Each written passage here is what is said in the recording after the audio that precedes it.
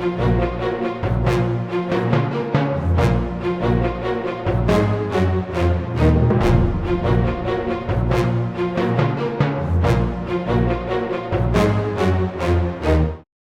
video is sponsored by War Thunder. This free-to-play online military vehicle combat game is available on PC, PS4 and Xbox, and in crossplay between the platforms, with no purchase necessary. Just download and play. Great graphics, music and sound effects, and realistic physics and damage models fully immerses more than 20 million players worldwide into the massive battles.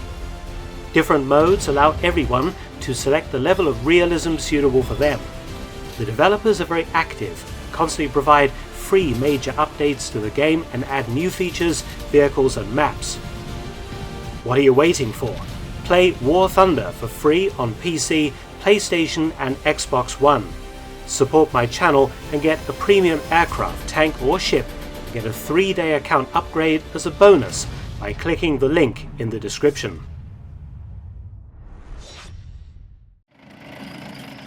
During World War II, the Germans became infamous for their huge, heavily armoured tanks, the most famous being the Tiger I and Tiger II.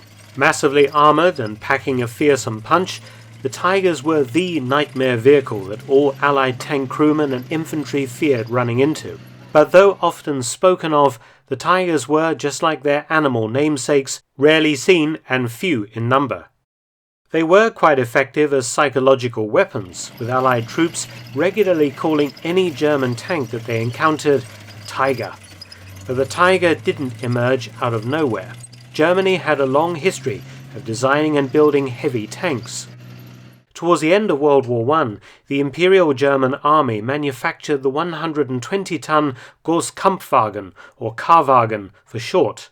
But when World War I ended in 1918, only one K-Wagen had been completed and was speedily scrapped by the Allies. I've made a film about the K-Wagen, so check out the end screen for a link.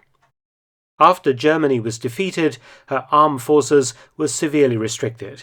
The new German army, called the Reichswehr, was limited to just 100,000 men by the terms of the Treaty of Versailles. Germany was banned from possessing modern battleships, aircraft, submarines, or tanks. But the restrictions didn't stop Germany from preparing for the next war long before Hitler came to power in 1933. The manpower limitations placed on the army meant that only the best officers and men were retained to form a highly trained nucleus for when military expansion was once more permitted. The Navy, the Reichsmarine, developed new U-boats in secret, building them abroad, and of course the need for armoured vehicles for the army was also examined. During the 1920s and 30s, several countries experimented with giant tanks, often with multiple turrets. The Soviets built the T-35 from 1933 onwards. Again, I've made a video about this tank, see the end screen for a link. However, in 1926, the British had built a single example, the Vickers A1E1 Independent. A British Army officer, Norman Bailey Stewart, had been recruited by the Abwehr German military intelligence, and he managed to pass blueprints for the British monster tank to the Germans in 1933 before he was arrested. Ultimately, the Vickers tank was never adopted by the British Army, and one example was built. Amazingly, this tank still exists and is on public display today at the Tank Museum, Bovington. Two German firms, Rheinmetall and Krupp, designed two large and similar tanks under the codename Heavy Tractor. Interestingly, because tank development in Germany was forbidden at the time under the terms of the Versailles Treaty, much of the early design work was undertaken at a secret test facility at Kazan in the Soviet Union, part of a joint Red Army Reichswehr training and testing program for armoured vehicles.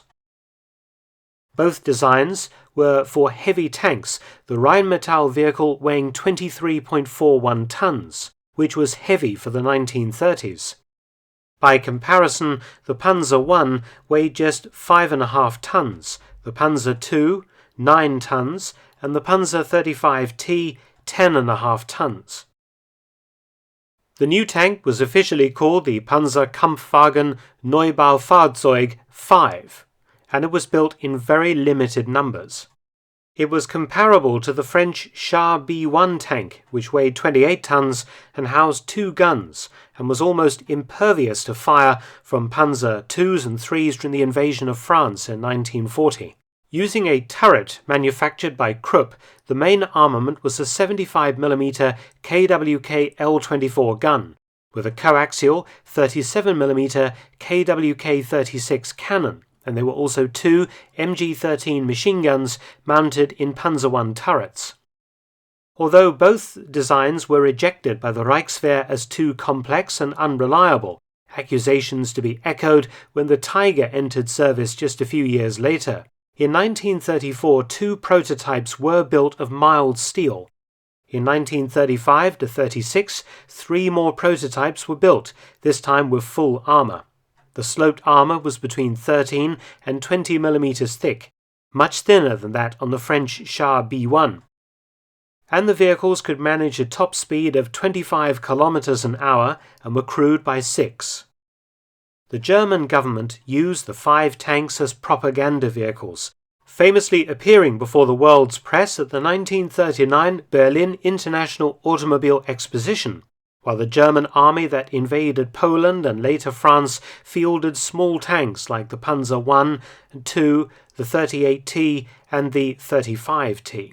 However, in 1940 it was decided to use 3 fully armed Neubaufahrzeuge to assist the invasion of Norway. The inadequacy of the tank's armour was to be cruelly exposed during the invasion of Norway. A special Panzerabteilung was created on the 8th of March 1940, consisting of 69 tanks, mostly Panzer Is and IIs. Part of the unit was lost when a transport ship carrying tanks to Norway after the invasion of Denmark was sunk by a British submarine. The 3 Neubaufahrzeuge were also sent by ship to Norway, forming a special platoon within the Abteilung. Their presence intended to convince the Allied forces defending Norway that Germany had heavy tanks. The Neubaufahrzeuge were assigned to German battle groups that advanced through Norwegian valleys. Mechanical problems dogged the tanks, limiting their impact on the fighting with Norwegian and British forces. Engaging in combat in southern Norway, 1 tank was damaged by fire from British Boys anti-tank rifles. The .55 caliber rounds went right through the German tank, killing one of the crewmen. The tank was later blown up by its crew. The other 2 tanks remained in Norway at the Akershus fortress in Oslo in 1941 and were probably scrapped by the Norwegians soon after the war ended. Though a failure as a weapons system, the tanks in Norway were nonetheless impressive and powerful vehicles in their own right, especially in 1940, and served a useful propaganda purpose in front of the Norwegian public. One of the mild steel early prototypes is reported as being used in late 1944 by a panzer training unit as a target for Volkssturm Home Guards to familiarize themselves on the Panzerschreck and Panzerfaust anti-armor weapons. Certainly none of the Neubaufahrzeuge survived the war. If they had been heavily armoured, they would probably have proven useful during operations on the Western Front in 1940, perhaps as a counter to the dreaded French Char B1, which ate German panzers for breakfast. But the German armoured doctrine of movement over firepower relegated these big tanks to the dustbin of history. That was until the German doctrine changed and huge tanks came back into favour. As for the original Großtraktor design, they were never used, and the prototypes ended up as panzer memorials in German barracks, and were all scrapped after the war. Little to no film survives of the Neubaufahrzeug, but the tank has been fully recreated in War Thunder. Many thanks for watching, please subscribe and share, and also visit my new audiobook channel, War Stories with Mark Felton. You can also help support both of my channels at PayPal and Patreon, details in the description box below.